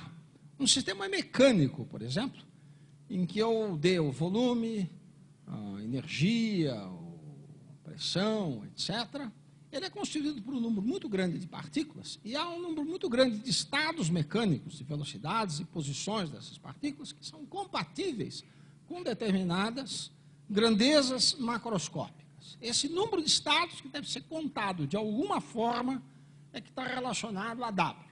Então, a ideia fundamental da estatística de Boltzmann é isso. Isso a gente precisa perceber através de alguns exemplos. Então, vamos aqui a alguns exemplos de como é que isso funciona. Bom, o primeiro exemplo que eu vou dar, bom, essa figura é curiosa, né? Isso daqui é o túmulo de Boltzmann no cemitério de Viena, né? Então, o túmulo de Boltzmann no cemitério de Viena é famoso porque tem essa inscrição S igual a K, log de W no seu túmulo, né? E isso estava até no anúncio desse colóquio, né? Portanto, é famoso. Eu vou voltar ao problema das caixas. No problema das caixas, é claro que cada partícula pode estar ou de um lado ou do outro lado da caixa. Né? Vamos supor que eu tenho uma caixa, né? Um lado está cheio de partículas, o outro lado é o vácuo, eu abro esse orifício. Os dois volumes são iguais e as partículas, então, em equilíbrio, acabam ocupando a caixa toda. Cada uma das partículas pode estar de um lado ou do outro. Então, cada uma das partículas, a primeira partícula tem duas possibilidades. Se eu tiver duas partículas, eu vou ter 4 possibilidades, porque 2 vezes 2. Se eu tiver 3 partículas, 8 possibilidades, 2 ao cubo. Se eu tiver n partículas, eu tenho 2 elevado a n possibilidades. Então, no caso da caixa, se eu estiver me preocupando apenas com a questão do volume, que dobrou, certo? Eu tenho 2 elevado a n estados microscópicos do sistema. Portanto, a variação de entropia do sistema é n log de 2, K índice B, n log de 2. Nós vimos que é exatamente isso que acontece no caso do gás ideal. É claro que em situações mais complicadas, vai ser mais complicado calcular o número W, e aí entra toda a tecnologia da mecânica estatística, como fazer isso, como não fazer, etc, etc, etc. Eu acho que talvez eu tenha tempo de fazer, deixa eu me dar um pouco mais de... Não sei qual é o tempo que vocês estão marcando. Tudo bem? Eu posso fazer dois exemplos. Escolhi 2 exemplos. Bom, novamente nós vemos aí a entropia de desordem, né? O famoso log de 2. Né? KBN log de 2, entropia. Certo? Eu escolhi 2 exemplos, tá? Bom, um dos exemplos vai me tomar uns 5 minutos para falar. Eu depois posso dar a referência para isso, tá? Esse é um artigo que saiu em American Journal of Physics há pouco tempo, mas acontece que há alguns sites americanos, obviamente de inclinações criacionistas, etc., que dizem que a ideia do crescimento da entropia seria incompatível com a ideia da evolução biológica. Não é? Na evolução biológica, pelo menos uma ideia muito ingênua de evolução, os organismos se organizam, não é? Há uma organização. Correto? Portanto, a entropia diminui. A entropia diminui. Então, se a entropia diminui, isto estaria em choque com a ideia do aumento da entropia. Então, há uma série de cálculos que podem ser feitos, certo? Esse é um cálculo que pode ser feito usando a ideia boltzmanniana de entropia direto. Bom, o cálculo é o seguinte: organismos vivos são mais ordenados que organismos primitivos. Isso é muito discutível, se isso é assim ou não, mas vamos supor que sejam, tá? Então, a evolução biológica corresponde à diminuição de entropia, que é proibida pela termodinâmica. Bom, é isso mesmo que ocorre ou não? Então, esse é um cálculo simples de fazer. Vamos supor que um organismo atual seja 1000 vezes mais aperfeiçoado do que o mesmo organismo há 100 anos. Certo? Então, existe um organismo atual, certo? O organismo atual tem um número. Eu devia ter escrito W, eu escrevi ômega. Ou ômega ou W. Um número de estados que é 1000 vezes 10 a menos 3 do organismo inicial. O organismo final, 100 anos depois, ele está mais organizado, então ele tem menos desordem, menos estados possíveis. E a diferença, eu estou colocando 10 a menos 3. Bom, usando a definição boltzmanniana de entropia, KB log de ômega, usando a constante de Boltzmann, etc., é possível calcular uma diferença de entropia entre o organismo 100 anos atrás e o organismo hoje. Tudo bem. Então, é possível calcular uma diferença de entropia. E é possível calcular também essa diferença de entropia no tempo. Eu faço essas contas e essa conta mostra que, de fato, há uma diminuição de entropia, mas há uma diminuição de entropia no tempo muito pequena. É menos 3 vezes 10 a menos 30 joule por grau Kelvin por segundo. Estou fazendo realmente uma conta de entropia. Então, de fato, se eu supuser que a evolução biológica, certo, ela está aperfeiçoando os indivíduos, e se eu supuser esse fator 1000, esse fator 1000 é um absurdo. Não é um absurdo, mas vamos lá, um fator arbitrário. Tá? Bom, aí eu falo, bom, mas de onde vem essa entropia? A entropia não pode diminuir. O problema é que a Terra é um sistema aberto. A Terra recebe a entropia do Sol, ela recebe energia do Sol, ela também emite energia. Então, é interessante fazer um balanço entrópico do que acontece com a vida na Terra. Então, agora eu vou usar números muito mais discutíveis, certo? Eu vou usar um balanço entrópico geral. Tá? Então, o próximo slide é um balanço entrópico. Bom, antes de fazer um balanço entrópico, deixa eu fazer eu fiz esse cálculo para um único indivíduo. Mas na Terra existem muitos indivíduos. Então, agora também eu vou fazer uma conta biológica meio esquisita. Mas quantos indivíduos existem na Terra? Bom, na Terra existem 2 tipos de indivíduos. Existem indivíduos chamados eucariotos. Tudo bem, eu não conheço direito esses nomes, mas a impressão que eu tenho são eucariotos, são indivíduos que têm células que têm núcleo. Tá? Certo? E existem indivíduos chamados procariotos, né, que são indivíduos que têm células que não têm núcleo. Tá? Bom, Bom, eucariotos, aparentemente, certo? Esse número é um número razoável de eucariotos, porque, aparentemente, existem da ordem de 10 a 8ª espécies de isso há um certo consenso nisso. E esse número 6 vezes 10 a 9 é a população da raça humana na Terra, uma espécie que é o homem, né? Certo? Eu estou supondo que todo mundo é mais ou menos por aí. Certo? Então, se eu fizer essa conta, dá alguma coisa da ordem de 10 a 18. O problema é que existem muito mais procariotos. Os procariotos são muito mais numerosos, são aí da ordem de 10 a 30. Os procariotos, eu acho que a ameba é um procarioto, né? São indivíduos que não têm, eles dominam a Terra, tá? Então não adianta nem pensar nos eucariotos, é 10 a 30. Bom, eu vou supor um número do tipo 10 a 32. Então aquela entropia, que era uma entropia muito pequena, tem que ser multiplicada por 10 a 32, porque aquela entropia era para um indivíduo. Bom, eu tenho 10 a 32 indivíduos. De qualquer forma, dá uma entropia aí da ordem de 300 joules por Kelvin por segundo, tá? É bem maior, etc. Mas estamos aí. Então, essa entropia é que tem que ser comparado com o balanço de entropia do Sol e emissão do Sol e daí para diante, tá?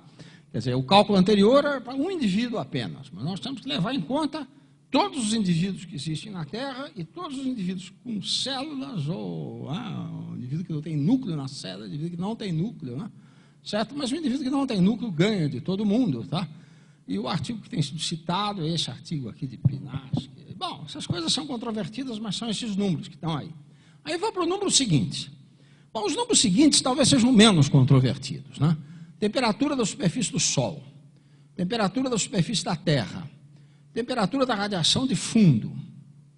Tudo bem. Aí vem esse número aqui, que eu também tenho um pouco de dúvidas de onde é que veio isso, mas são dados geológicos. Energia solar absorvida pela Terra. Certo? São dados geológicos, etc., que há referências para isso, etc. Então, se eu tenho todos esses dados, eu posso fazer uma conta, que é uma conta, agora é uma conta com a fórmula de Clausius, ΔQ sobre T. Pura e simplesmente. Agora eu saí de Boltzmann e vou para Clausius. Eu posso calcular a diminuição da entropia do Sol. O Sol está diminuindo a entropia, está emitindo, né? Aumento da entropia da Terra. Olha, o Sol é 10 a 13. A Terra aumenta 10 a 14, né? Certo? 10 a 14. Quer dizer, é mais ou menos pau a pau. Aqui está perigoso, porque está mais ou menos pau a pau. Mas acontece o seguinte, se a gente leva em conta a radiação cósmica de fundo, certo? A Terra praticamente está em equilíbrio térmico. Tudo que ela recebe, praticamente tudo, né? Tem que sobrar um pouco para a evolução, mas praticamente tudo ela joga, certo, para a energia de background, a energia cósmica de background. E a energia cósmica de background tem uma temperatura, radiação de fundo, 2,7, né? Quer dizer, uma temperatura pequena, tá? Aí a entropia é muito grande, a entropia é 10 a 16, 10 a 16, certo? Ou seja, come toda essa entropia, a perda de entropia do Sol e daí para diante, não tem o menor problema. E todos esses valores aqui, 10 a 13, 10 a 14, 10 a 16, estão muito maiores do que os 300, né? 10 ao quadrado que eu achei antes. Quer dizer, é outra ordem de grandeza, são várias ordens de grandezas diferentes. Então, esse problema de evolução da Terra é nada frente ao balanço energético do que vai, do que vem, etc. Esse argumento não funciona. Tem que arrumar outros argumentos para ir contra a evolução, porque esse não dá, né? Então, simplesmente um cálculo que eu uso em parte Boltzmann, em parte Clausius, etc., para ver como é que isso fica. Bom, ok. E, finalmente, a última coisa que eu gostaria de fazer nesse seminário, onde está isso daí eu vou ter que explicar um pouco do que se trata. Tá? Acontece o seguinte, acontece que Boltzmann, além dessa fórmula de entropia, que é uma fórmula conhecida, etc., ele estabeleceu uma equação, chamada equação de transporte de Boltzmann, que é usada até hoje, etc., em domínios de engenharia e daí para diante, tá? Certo? E ele conseguiu definir uma certa grandeza, certo? Que ele queria chamar essa grandeza de entropia. Essa grandeza é conhecida em física como função H. Mas essa grandeza chamada função H, certo? Para Boltzmann, essa grandeza era relacionada à entropia, e essa grandeza tinha uma direção privilegiada no tempo. Certo? Aliás, se eu escrever a forma da função H, é a mesma forma usada atualmente em entropia e teoria de informações, e daí para diante. De qualquer forma, ele conseguiu. Esse foi o grande trabalho dele. O grande trabalho dele foi o estabelecimento da equação de Boltzmann, certo? E do chamado Teorema H. Então, ele conseguiu mostrar. É claro que isso foi muito criticado. As pessoas diziam, bom, mas como é que é isso? Porque, afinal de contas, as leis da mecânica são leis reversíveis, etc. Aí ele dava as explicações estatísticas dele para se defender, etc. Grandes debates. Debates que não foram resolvidos pela mecânica quântica, porque a equação de Schrödinger também é, etc. Bom, há um aluno de Boltzmann chamado Paul Ehrenfest. Paul Ehrenfest publicou um trabalho, tem um trabalhinho de Paul Ehrenfest, de 1907, certo? E esse trabalhinho está na melhor tradição dos modelos da física estatística. Porque a nossa tradição em física estatística é ter alguns modelos que sejam modelos muito simples, que incorporem alguns elementos essenciais de como o universo se comporta, e esses modelos servem para ilustrar conceitos. Então, como é que funciona esse teorema H de Boltzmann? Então, o modelo de Ehrenfest era muito interessante, né? Ehrenfest publicou esse modelo, esse trabalho, em 1907. Logo depois, ele foi convidado para escrever um artigo, ele e a mulher, que se tornou famoso, um artigo de 1911, explicando as ideias de Boltzmann, certo? E, com isso, ele ganhou a cátedra de física, que era do Lorentz, em Leiden, né? Correto? Boltzmann se suicidou, né? E Ehrenfest também, tá? Ehrenfest foi aluno de Boltzmann, uma tradição macabra, né? Mas, de qualquer forma, né? Toda a informação que a gente tem é que Gibbs era uma pessoa feliz, etc., um americano feliz de Yale, não teve nenhum problema. Tá? Então, os fundadores dessa disciplina não são tão problemáticos assim, mas Ehrenfest era um fulano interessante. Olha, deixa eu ver se eu explico o que é isso. Esse meu desenho está muito ruim, mas eu vou te explicar. Tá? Tem duas urnas. Uma urna que eu estou chamando de 1 e uma urna que eu estou chamando de 2. Na urna 1 tem N1 bolas. Por exemplo, 100 bolas. Na urna 2 tem N2 bolas. Vamos supor que eu tenha 100 bolas no total. Então, na urna 1 eu tenho, por exemplo, 60 bolas. Na urna 2 eu tenho 40. Eu posso ter uma situação inicial em que todas as bolas estejam na urna 1, N1 igual a 100, e N2 igual a 0. Tudo bem? Então, eu tenho duas urnas, N1 bolas e N2 bolas. O total é fixo. Vamos supor que essas bolas sejam numeradas. Por exemplo, numeradas de 1 a 100. Correto? E vamos supor agora que eu tenha uma roleta. Aquele desenho que está ali é uma roleta, né? Certo? Nas minhas velhas aulas de mecânica estatística, 30 anos atrás, eu não tinha roleta, mas eu chegava com aquela lista telefônica da cidade de São Paulo, que era bem grande, bem grossa, tá? Abria numa página qualquer e começava a olhar o último dígito do telefone. Não o primeiro que tinha, tá? Mas o último. É um excelente gerador de números aleatórios. Tá? Você olha lá, tá?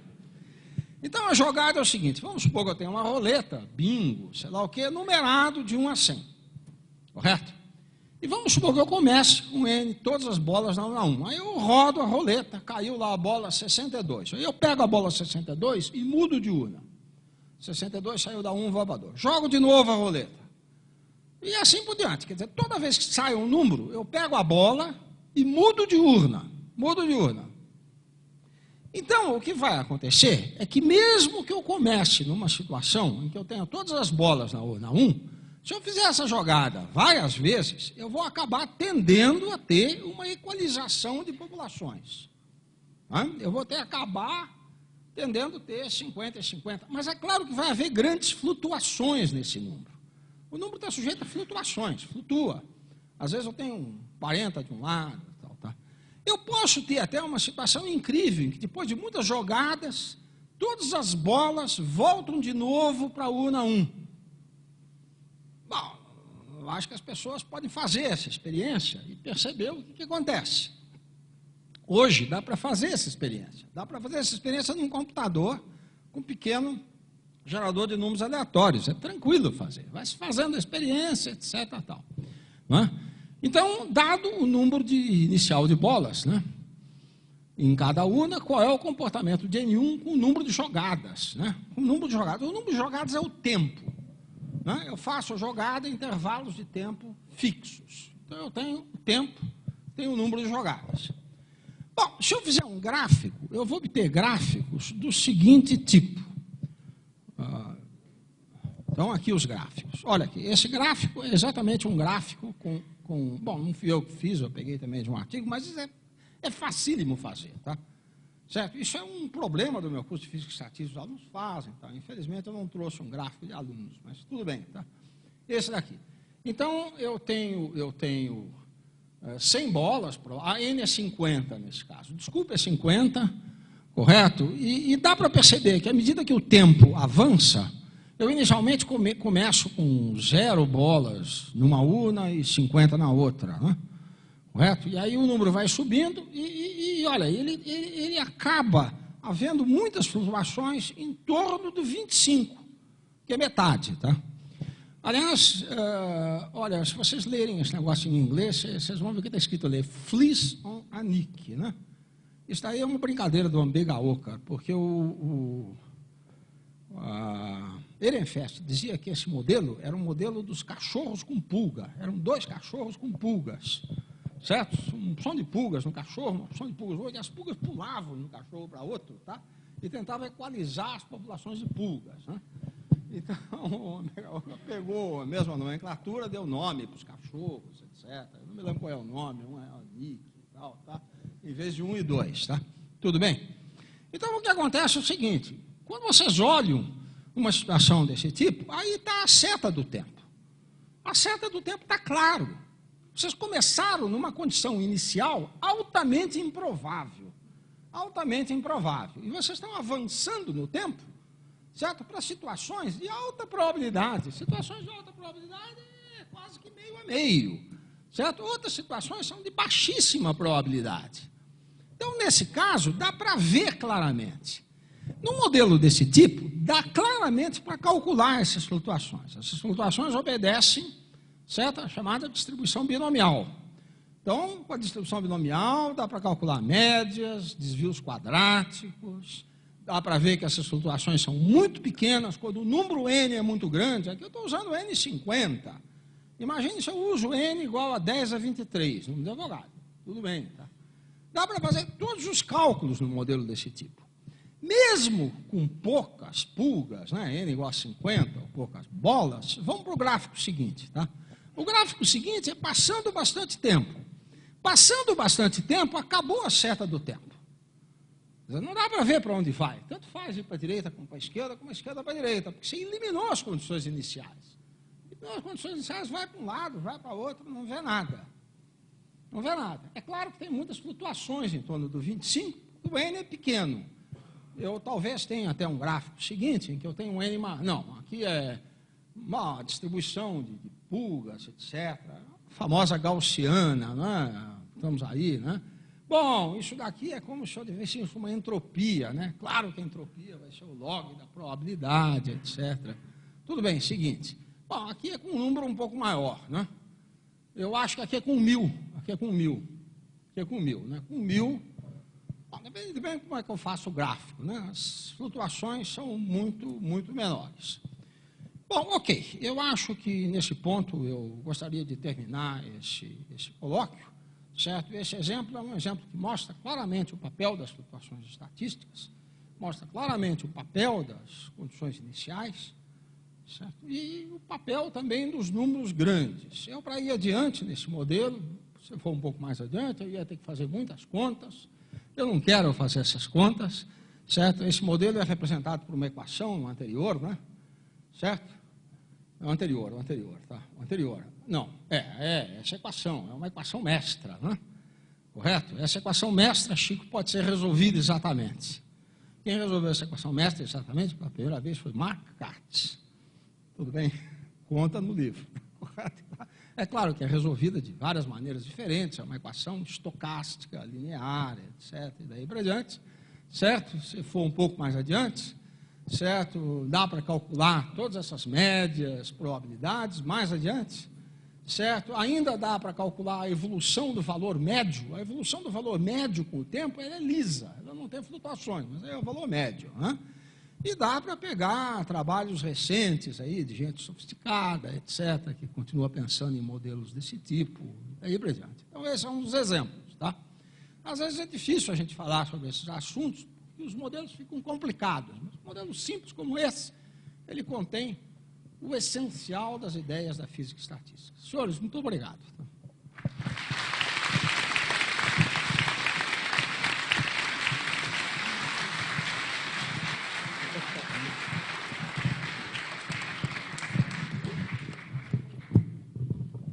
Ok.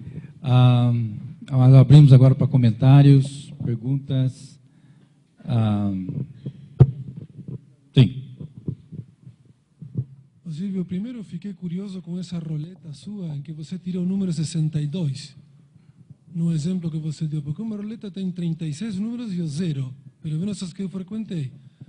Então, essa foi uma curiosidade. Mas eu queria comentar... Teórico, eu nunca vi uma roleta na frente. Deu para perceber, mas... Eu pensei que a roleta pudesse ter qualquer número. Tá? Eu queria comentar o seguinte com relação ao balanço energético da... É que nem baralho. Baralho tem um número fixo, né? 52, né? 50, baralho tem número fixo, tá? Mas roleta eu não sabia. Silvio, eu queria fazer o seguinte comentário. O balanço energético da Terra é negativo, ela perde energia. Tanto assim que nas eras geológicas ela foi perdendo temperatura, de uma temperatura de magma fundido até a temperatura atual. De maneira que o saldo de energia para a Terra é negativo. Entretanto, o Sol atua sobre a Terra como uma fonte de entropia, exclusivamente, não de energia. A Terra recebe energia distribuída como um corpo negro centrado ao redor da linha amarela do Sol e emite mais energia ainda centrada já lá no infravermelho longe, que é uma radiação de muitíssima maior entropia. Então, o saldo de entropia da Terra é altíssimo.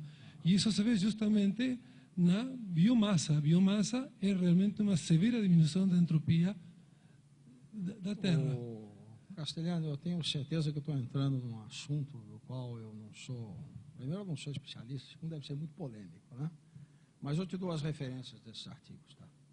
São artigos recentes, razoavelmente recentes, de American Journal of Physics, tentando ilustrar. Pode ter artigos recentes errados também, mas o argumento de que a distribuição energética está centrada na linha amarela do Sol, a recebida pela Terra, e centrada no infravermelho longe, a emitida, isso indica que realmente se perde uma enorme quantidade de entropia. O Sol é uma fonte de entropia, não de energia. Ou, em outras palavras, é de energia altamente qualificada que a Terra devolve como energia degradada. Pois é. Outro comentário que eu queria fazer, posso fazer um comentário? Já Pode. Que você falou em seta do tempo, você pode colocar o slide do gás ideal? Slide do gás ideal. Já você passou. Um que tem aí. Para um gás ideal, essa distribuição mais ou menos homogênea é uma distribuição de alta entropia, certo? Agora, se você coloca interação, por exemplo, gravitacional, essa distribuição é de baixa entropia. Tudo bem. Então, não, eu quero chegar lá, eu vou chegar na seta do tempo, vou tentar. É o seguinte, quando você coloca interação gravitacional e tem formação, por exemplo, de estrelas ou eventualmente até de buracos negros, você tem acréscimos brutais de entropia. De maneira que o aumento de entropia depende do aumento da curvatura do espaço-tempo. Agora, como a entropia está crescendo, significa que, indo para trás no tempo, ela era menor. Isso significa que na época do Big Bang, a entropia devia ser muito pequena e, portanto, a curvatura muito pequena. Os cosmologistas estão postulando que o tensor de curvatura do Big Bang, o que se chama tensor de Weyl, era nulo na época do Big Bang. Não sei se você tem acompanhado essas... Não, eu não tenho acompanhado. Eu evitei a questão da curvatura, eu evitei a questão dos black holes. A única coisa que eu acompanhei mais recentemente é que há um cálculo de balanço entrópico que não está fechando, né? Há um déficit de entropia grande, né? Nessas contas, nas contas mais recentes. O Penrose faz uma estimativa da probabilidade. O Penrose faz uma estimativa da probabilidade de você partir com um Big Bang com tensor de curvatura nulo. No espaço das fases, isso é 1 dividido 10 elevado a 100 não sei quanto. Sim. Uma probabilidade. Mas isso seria uma hipótese que, de ser verdadeira, explicaria o sentido de tempos, ou seja, o sentido da entropia crescente. Bom, chego por aqui. Olha, eu francamente, eu acho que essa explicação via condições iniciais é a mais aceitável hoje, na área de física e estatística. Não sei. A única coisa que eu sei de buracos negros e companhia é que aparentemente é tudo consistente com a segunda lei da termodinâmica, quer dizer, não há nenhuma inconsistência, né? Mas há um déficit de entropia que não se explica. Mas também existe déficit de matéria, né? Então, aí estou por fora. Eu gostaria de fazer um comentário sobre esse desenho que está aí, que é tão simples e que generou todas as coisas que você comentou. A figura que está acima é um sistema em equilíbrio. Sim. E você vai ter que sacarlo do equilíbrio. Quando você... É um pequeno detalhe, mas é uma maldade. Porque você faz um buraco. E quando faz o buraco, você me lo saca do equilíbrio. Tudo bem. Não há irreversibilidade e não há flechas do tempo se você não saca seu sistema inicial do equilíbrio, que é o que falava ele com o Big Bang. Quando você chega ao final, o sistema voltou ao equilíbrio e voltamos ao cemitério. Entonces, el problema de hacer el buraco debe ser resaltado, porque es un acto mismo teórico que muda la condición inicial y que hace que algunas personas pierdan el concepto de que para haber irreversibilidad tiene que haber un sistema fuera del equilibrio. Muchas de las discusiones de Boltzmann que lo llevaron al suicidio provenían de que, a mi entender, no hay algunos caras que han dicho esto, Boltzmann no se dio cuenta que él partía en sus deducciones de un sistema fuera de equilibrio. Y ahí você puede aplicar ecuaciones reversibles, más va a tener evolución. Como en la mecánica normalmente. Si parto de un sistema fuera de equilibrio, con ecuaciones reversibles en el tiempo, evoluciona a una posición que las fuerzas son conservadas. Disculpa esta intervención que por ahí, pero gustaría una cosa más. Você en ningún momento siempre bordeó el problema de la creación de entropía, la generación de entropía. Y nunca faló de la creación de entropía. En tanto mostró cosas ahí en sistema. Entonces conozco un solo libro que fala así, el CIARS. Es un libro de física de texto, pero un libro que fala hay creación de entropía. Y a veces no recalcamos eso. Y gustaría su opinión, porque eso es lo que es la entropía en sistemas isolados, no en cualquier sistema, es un sistema, es una función no conservativa. Ok, vamos responder isso. Olha,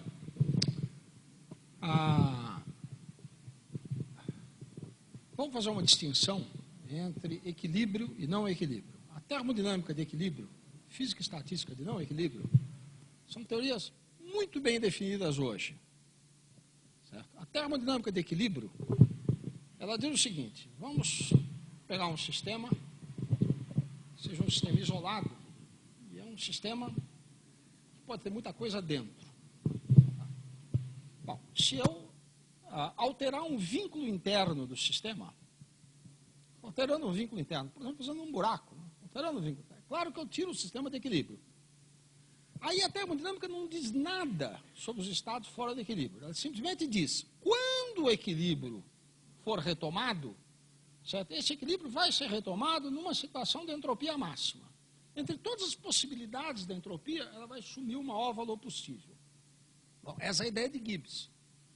Certo? Então, a afirmação é feita apenas sobre os estados de equilíbrio. O processo, ninguém diz nada. Então, esse é um postulado da entropia gibbsiana. O postulado é esse. E aí pode-se dizer, bom, mas não se diz nada. Bom, física e estatística. A física e estatística de equilíbrio, flutuações em equilíbrio, etc., eu acho que há um acordo, há uma grande unanimidade entre os físicos de que os ensembles de Gibbs, ensemble canônico, etc., tal, funcionam. Esse é o paradigma da física estatística de equilíbrio. Certo? Então, em relação ao equilíbrio, não há dúvidas. Eu acho que tanto do ponto de vista termodinâmico, quanto do ponto de vista física estatística, o mundo é absolutamente canônico. Fora do equilíbrio, a situação é complicada. Bom, eu, em particular, acho que há vários enfoques sobre o que acontece nesse processo. Há escolas diferentes, modos de pensar diferentes, e daí para diante. Tá?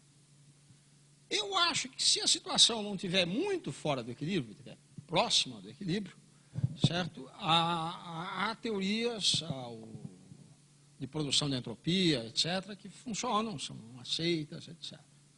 Se você estiver mais fora do equilíbrio, é complicado. É complicado.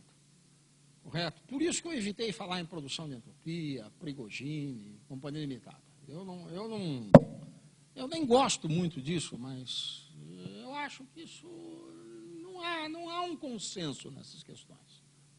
Esse é um problema aberto, tá? Da mesma forma que o problema da seta do tempo. Né? Se essas interpretações cosmológicas da seta do tempo funcionam ou não, eu não sei. Tá? Professor, tenho duas perguntinhas. Uma é bem rápida e a outra, na verdade, é sobre isso também. Se você esperar um tempo suficiente no de baixo, ele pode voltar para o estado de cima, certo? Qual é esse tempo? Assim, dá para tirar de cabeça? Sei lá, se tiver 20 partículas ali... Olha, deixa eu dizer o seguinte. Estatísticos em que você pode fazer esses cálculos. Por exemplo, nesse modelo na urna de Ehrenfest, você pode fazer esse cálculo. Você pode calcular qual é esse tempo. Existem alguns outros. Existe um modelo chamado modelo do anel de Katz. Você faz esse cálculo também. Certo? Se você usar n da ordem de 10 a 23, esse tempo vai ser da ordem da idade do universo. Tranquilamente. As ordens de grandeza são violentas. Tá? Então, o papel do N grande é fundamental nisso daí. Você faz isso de fato. E outra questão que eu queria perguntar é o negócio do demônio de Boltzmann. Na verdade, sobre o nome de Maxwell. Quando que deram esse nome para ele? Foi na época, assim? Eu acho estranho, em 1900, alguém chamar um negócio de demônio. Um amigo de Maxwell, Lord Rayleigh, deu esse nome, etc. Tal. Isso é famoso, tá? Correto? E o demônio de Maxwell seria esse ente capaz de fazer com que o corpo frio ficasse mais frio. Porque na época ainda tinha um forte domínio da igreja e chamar um negócio de demônio, ninguém ligava muito. Acho que não, mas... Bom, tudo bem, mas não há... Bom, e há várias tentativas de realização, etc. Né? Eu acho que eu talvez até tenha alguma coisa aí. Você poderia só colocar alguma coisinha da conexão com entropia e informação, em termos geral, para o público? O que eu posso dizer sobre entropia e informação? Aí eu vou ser obrigado a escrever uma equação aqui. Né? Eu acho difícil dizer isso. Né? Olha, essa expressão para entropia é constante de Boltzmann vezes KB vezes o log de W, certo? Ela aparentemente ela não foi escrita dessa forma por Boltzmann, né? Quer dizer, essa forma é a forma em que Planck escreveu isso, etc. Né? Agora, essa forma de escrever entropia, ela supõe ela supõe que todos os estados microscópicos em que o sistema possa ser encontrado são absolutamente equivalentes, equiprováveis. Correto?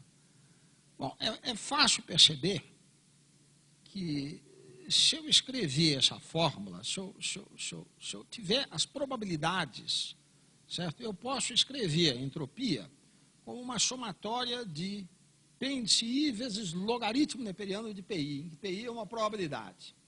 Se a probabilidade for 1 sobre W, eu tenho a fórmula de Boltzmann. Mas ela pode ser mais complicada, pode ser estados que tenham mais probabilidade do que outros, etc. Então, talvez essa fórmula, somatória em I de PI log de PI, seja uma fórmula mais fundamental, da qual seja possível, certo, obter a entropia de um sistema físico. Bom, essa fórmula PI log de PI, ela é absolutamente idêntica à fórmula do teorema H de Boltzmann. Absolutamente idêntica, mudando um pouco a interpretação, etc. Bom, essa fórmula foi usada em teoria de informações por um engenheiro chamado Claude Shannon, né? Pela primeira vez, etc., em que ele analisava os canais de informação, etc., e ele chegou à conclusão de que essa fórmula seria interessante para o conteúdo de informação. Ele usava um sinal menos, um sinal trocado, etc. E, aparentemente, ele mostrou essa fórmula para John von Neumann, né? Que falou para ele que ia chamar de entropia. O von Neumann falou para ele para não chamar de entropia, porque ia aumentar a confusão, mas ele chamou de entropia, isso é conhecido como entropia. Tá? Tudo bem? Então, a interpretação que se dá em teoria de informação é essa, né? É através dessa fórmula, certo? E dos canais de informação. Talvez eu pudesse dar não me corre um exemplo fácil de dar, mas sem escrever a fórmula também é duro. Daria os números de dígitos que você tem que usar para informar. É o bits, né? Direto, né? Direto. Por isso né? que Direto, né? Aliás, a fórmula de teoria de informações... Só que é na base 2. A fórmula de teoria de informações, o logaritmo, deve ser na base 2. Você tem uma... E esse logaritmo que eu escrevi aqui, não devia ser log, devia ser ln, devia ser neperiano, né? Tudo bem? Então, você tem uma relação entre a fórmula com o logaritmo neperiano e a fórmula com o logaritmo na base 2. Vai dar um K diferente, vai ser o K de Shannon, tá? Está relacionado ao K de Boltzmann. O K vai ser diferente, tá? Agora, o K é colocado na fórmula de Boltzmann apenas para dar a unidade correta de Joule por grau Kelvin, né? Energia por temperatura, tá? Correto? Nada de bits é logo de 2, claro. Bom, se ninguém tem mais uma pergunta, então vamos agradecer novamente ao professor Salinas por essa interessante palestra.